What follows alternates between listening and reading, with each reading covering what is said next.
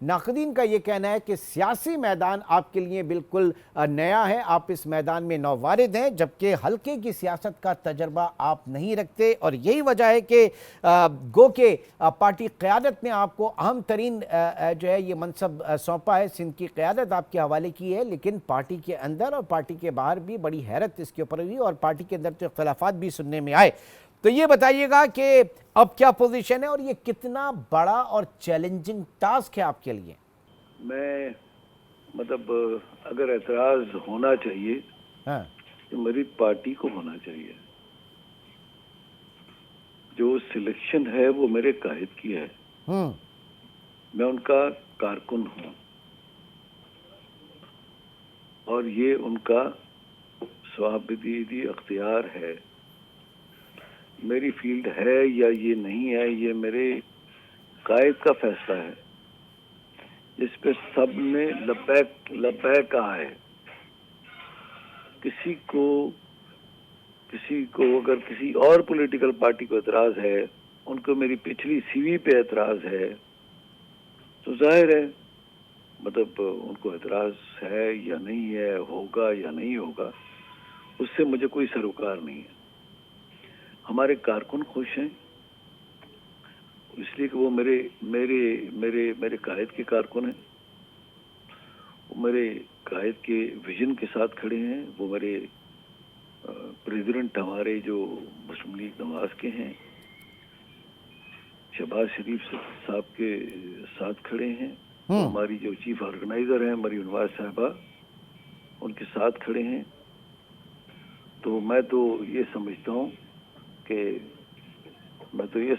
किसी का भी कोई एतराज है जो कि किसी और पॉलिटिकल पार्टी से है, तो विद इन द पार्टी अगर कोई है तो वो अब खत्म हो चुका है। विद इन द पार्टी क्यों होगा? मैं कारकुन हूँ, हम आपस में हैं, इख्तलाफ क्यों होगा? जो मतलब मुझे नहीं समझ आई। चलिए आगे बढ़ते हैं। बताएं कि जो आपको जिम्मेदारी दी गई वो कितनी चैलेंजिंग है आपके लिए और कहां तक आप जो है वो इस वक्त जाहिर है कि बहुत सारे लोगों को साथ मिला रहे हैं और पूरा एक अल्टीमेट जो हिकमत अमली है वो भी हम जरा समझने चाहेंगे कि सिंध के लिए क्या है इस वक्त। बात यह है कि एक ही चैलेंज है कि हमारा जो कारकुन है वो बहुत ज्यादा पुरजोश है। उनके जोश को कंट्रोल करना, जो कि ट्रेन मार्च में मैं अपनी एडमिट करता हूं कि उनकी तादाद ज्यादा थी और हमारा इंतजाम कम था। उनके जोश को कंट्रोल करना उस वक्त मेरे लिए बहुत बड़ा चैलेंज था। यही इंशाल्लाह 8 फरवरी को होगा, आप देखिएगा कि मुस्लिम लीग नवाज का जो कारकुन है अभी बहुत ज्यादा चार्ज है, इसलिए कि उनका कायद वापस आ गया है। और उनका कायद इस पर तो फिर इलेक्शन लड़ रहा है। उनका कायद चौथी मर्तबा वजीर आजम बनने लगा है। उनका कायद पाकिस्तान की तरक्की का सफर फिर से 2016-17 में जो खत्म हुआ था उसको फिर से शुरू करने लगा। ठीक है बशीर मेमन साहब, आप कह रहे हैं कि कारकुन बहुत चार्ज है, लेकिन इस वक्त जो रिपोर्ट्स जो मीडिया में और जो प्रिंट मीडिया में इस वक्त आ रहा है वो ये कि जो कौमी और सूबाई असम्बली की मजमूई नशिस्तें वो 191 हैं और कहा यह जा रहा है कि आपको महज 130 के करीब उम्मीदवार मिले हैं इस वक्त। आप कह रहे हैं कि कारकुन बहुत पुरजोश है, लेकिन मीडिया में कुछ इस तरह की भी रिपोर्ट्स आ रही हैं। मैं अब जाहिर है मीडिया ने लिखा होगा, मैं उनके ओपिनियन से डिफर नहीं करता। जाहिर है हर एक अपना अपना ओपिनियन है। आपके जो तजियाकार है उनका भी ओपिनियन है, मेरा भी एक ओपिनियन है, तो मैं उनके ओपिनियन की रिस्पेक्ट करता हूँ। मैं समझता हूँ कि मेरे भी ओपिनियन यही है कि मेरा कारकुन पुरजोश है। तो आप ये कह रहे हैं कि जनाब ओवरवेलमिंग पार्टिसिपेशन रही क्या टिकटों के लिए सिंध के हवाले से? मतलब जाहिर है हमारे पास टिकटों की जो है वो रिक्वेस्ट आ रही हैं। अब टिकटों की रिक्वेस्ट आ रही हैं और बहुत ज्यादा हैं और काफी सारी हैं। लेकिन आज तो मरहला मुकम्मल हो गया ना, आज तो कागजात नामजदगी जमा कराने का।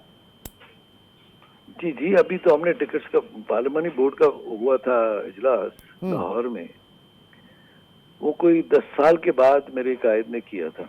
2013 में किया था, उसके बाद फिर 2023 में किया। ठीक। ये हमारे लिए बहुत ज्यादा खुशी की बात भी थी और दुख भी था कि इतने सालों के बाद अपने कायद को कारकुनों ने करीब से देखा। अच्छा, अब ये बताइए सर, सिंध में जो है कहा जा रहा है कि एक वसी तर इत्तेहाद होगा पीपल्स पार्टी के खिलाफ, और जो एक अल्टीमेट टास्क है आपके पास, क्या उसकी पोजीशन है? प्लस एमकेएम के साथ मामलात इस वक्त कहां पर हैं? बस इंशाल्लाह बातें चल रही हैं। अभी तो चूंकि फॉर्म भरने का मरहला था, स्क्रूटिनी का मरहला है, तो अभी बातें तो सबके साथ है, सबके साथ अंडरस्टैंडिंग एक ही बात पे है। एक दूसरे की स्ट्रेंथ बनेंगे, वीकनेस नहीं बनेंगे। ओके, लेकिन सर एक ऐसे वक्त में कि जब मुस्तफ़ा कमाल भी एक ही कॉन्स्टिट्यूंसी से और शहबाज शरीफ भी नॉमिनेशन पेपर फाइल कर दें, तो फिर वो आप समझ रहे हैं कि अभी चीज़ें जो हैं वो स्ट्रीमलाइन में आएंगी, फिर एक दूसरे के हक में विड्रॉ करने वाली सूरत हाल होगी? अभी बस इनिशियल ये तो जो सब ने अपने अपने नॉमिनेशन पेपर ज़रूर फाइल कर दिए, लेकिन आगे चीज़ें बेहतर हो जाएंगी। सिंध की तारीख में नया इजाफा होगा बर्दाश्त का और एक दूसरे को रिस्पेक्ट का। इंशाल्लाह एक नई तारीख रकम होगी इंशाल्लाह। आप देखिएगा कि 62 लाख वोट किस तरह इकट्ठे होते हैं, 62% कैसे इकट्ठे होते हैं, ये वक्त आने पर पता लग जाएगा सबको। ठीक है जी, हमें भी इंतज़ार है, पूरी कौम को इंतज़ार है इस वक्त इन इलेक्शंस का। सर ये भी बताइएगा कि ये जो पार्टिसिपेशन थी पहले कौमी असम्बली और सूबाई असम्बली के लिए मेरे ख्याल से 20,000 और 30,000 का पार्टी टिकट जो है वो फीस हुआ करती थी, अब वो 2-2 लाख रुपए कर दी गई है। तो कैंडिडेट्स के लिए ये भी एक क्या मसला सामने आया है इस वक्त? कोई मसला नहीं आया, कोई मसला सामने नहीं आया। मेरे ख्याल में कोई भी अब 1 लाख रुपया जो एमपीए का इलेक्शन लड़ना चाहता है पार्टी के टिकट पे, और जो एमएनए का इलेक्शन लड़ना चाहता है उस 2 लाख रुपया, उसके लिए मेरे ख्याल में इतना बड़ा मसला नहीं है। नहीं तो मैं आपको एक बात बताऊं, हम कारकुन एक दूसरे की फीस भरेंगे, और लेकिन ये भी कहा जा रहा है ना कि जो पार्टी जो इंतखाबी बजट मुहिम है वो जरा फोकस है आपके पंजाब के ऊपर, मरकज के ऊपर। पार्टी भी जो है वो पंजाब और मरकज के ऊपर ज्यादा फोकस की हुई है, क़यादत यहाँ पर इतना नहीं है उनका फोकस, ये कहा जा रहा है। मतलब कहने को तो कुछ भी कोई बात कर सकता है। कायद ने 2 दिन दिए हैं हमारे सिंध को, अलग अलग से सुना, एक को मौका दिया, एक से बात सुनी, और उन्होंने कुछ हमें बताया भी कि मुस्तकबिल का उनका क्या प्रोग्राम है। सक्खर हैदराबाद मोटरवे, हैदराबाद कराची मोटरवे, ठीक, उनको याद है। उन्होंने कहा कि ये भी बनेगा, तरक्की होगी इंशाल्लाह सिंध में। तो आगे हम इलेक्शन में गहमा गहमी में देखें कि मियां नवाज शरीफ साहब जो है वो आएंगे सिंध यहाँ पे, और ये सब तय हो रही हैं चीजें आप लोगों की तरफ से? जाहिर है वो आएंगे, जाहिर है। मतलब हम उनके कारकुन हैं। और आपको एक मजेदार की बात बताऊं कि मुस्लिम लीग नवाज सिंध ने सिंधी में कलाम बनाए हैं, सिंधी में गाने बनाए हैं, सिंधी में नारे बनाए हैं। हाँ, हम इंतहाई पुरजोश हैं। तो ये सब इंतजार है फिर इसका कि वो कायद जब आएंगे तो ये सब गाने भी होंगे और जो इंतखाबी गहमा गहमी ये सब। चले जी, हम भी इंतजार करते हैं। ऑल द बेस्ट, बहुत शुक्रिया।